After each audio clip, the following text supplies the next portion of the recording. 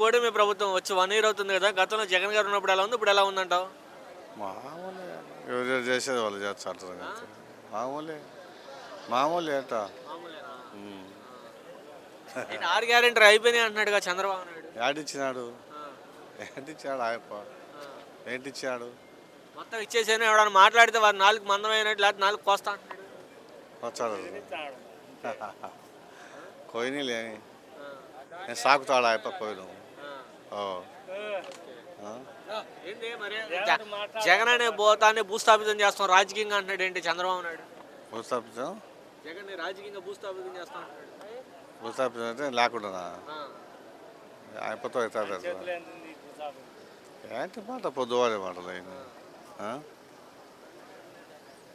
ఎవరి చేత అయితే వాళ్ళు అదృష్టం. ఎవరు పరామర్శించడానికి జగన్మోహన్ రెడ్డి గారు రావడానికి వీల్లేదని చెప్పి ఇప్పుడు చాలా మంది ఇప్పుడు జనాలు ఆపేయడాన్ని ఎలా చూస్తారు? సరే, ఇది చాలా దారుణం. ఇంత దుర్మార్గమైన పరిపాలన మేము ఎప్పుడు చూడలేదు.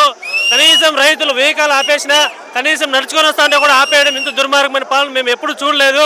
దీన్ని చాలా మేము ఖండిస్తున్నాము. ఇలాంటి పరిపాలన జనాలు చాలా వ్యతిరేకత చూపిస్తున్నారు.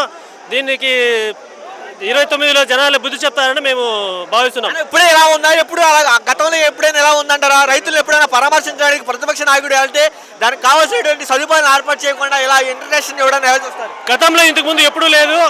ఎవరైనా పరామర్శ వచ్చడానికి గతంలో ప్రభుత్వం ఏ రోజు అడ్డుకున్నది లేదు. ఇప్పుడే ఇంత దుర్మార్గమైన పాలన ఖండిస్తున్నారు. రైతులని పరామర్శించడానికి, రైతులకి ఇచ్చేసడానికి జగన్మోహన్ రెడ్డి వస్తుంటే ఇలా అడ్డుకోవడం దారుణం. దీన్ని ప్రతి ఒక్కరు ఖండిస్తున్నారు.